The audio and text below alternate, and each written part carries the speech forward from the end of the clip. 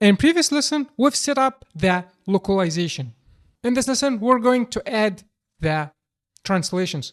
So let's go to our index.js and first let's get rid of this testing route. It was just for testing, so let's remove it. And now let's go to our book router and add translation here. We don't need this import anymore. Here's the param. We don't need it. Let's go and pick any static English strings and translate them. For example, this book not found, and book deleted successfully, and book updated successfully. So let's copy them. First is book not found, and go to our en.json. No need to this key here. Let's add a new one, book not found, and paste the string for it, book not found. And go here, and instead of adding it statically like this, we're going to just add rec.t to add the translation for it, and pass the key, not the value. So you have to pass this key and make sure this key must be the same as this key, because this key refers to this translation inside English if the user select the English language, and it will be the Arabic or German if the user select the Arabic or German language, as we will do later. So now we're done with first translation. Let's go and make the same here. So let's copy this part, book not found, and paste it here, and paste it here also. Now we still got two translations, book updated successfully and book deleted successfully. So let's copy this string and go here and add another value, book deleted successfully. And it's gonna be this value, book deleted successfully. And let's copy the key and add it here, rec.t, and pass the value here.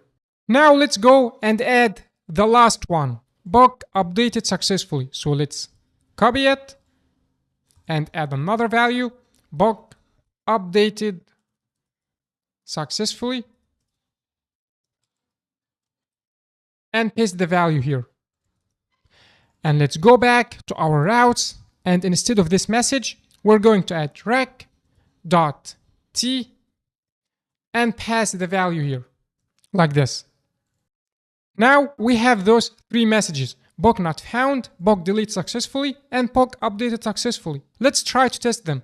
But first, let's add those translations for also Arabic and German. So we can use ChatGPT. So let's copy this and go to ChatGPT and let's ask him for some help to make those language translations for us.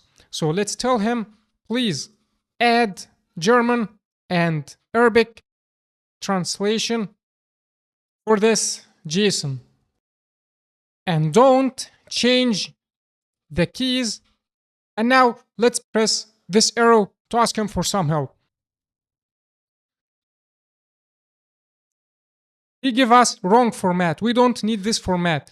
I'm going to tell him this. Please make 3 JSONs for the 3 languages. Now he got it and he generated for us. Here's for English, here's for German, and here's for Arabic. So let's copy this code for German and go to our da.json and paste it here. And let's go and select the code for Arabic and also paste it inside the Arabic. Now let's try to test those messages. So if we open Postman, we don't need this request anymore, so let's delete it. And let's open our delete request and let's try to press send. Oops, we forgot to start our server. So npm start to start our server. Now let's go to our Postman and press send. We got here failed. Let's try to get valid POC. So let's get a POC list and let's try to delete this POC here. So let's copy the ID of it and let's go to our delete POC and add this ID. Now let's try to press send. Look, we got here the message, POC deleted successfully. If you open the headers and add this header, accept language, and add the language code for German, for example, DE, Now if you press send, look, we got here this message. Buch nicht gefunden. This is the message, Buch not found. If you open here, the DE, look, we got here this message. Buch nicht gefunden. Let's try to delete an existing POC. So let's get this POC with this ID and let's try to delete it and let's press send. Look, Buch erfolgreich gelöscht.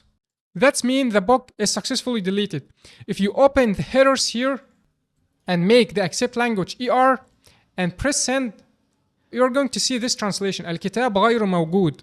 That means POC not found. So now we've added the translation for those messages in POC routes. But we need also to add the messages here for this validator. We got here a couple of messages. So how to add translations to those messages? Next lesson we're going to do this.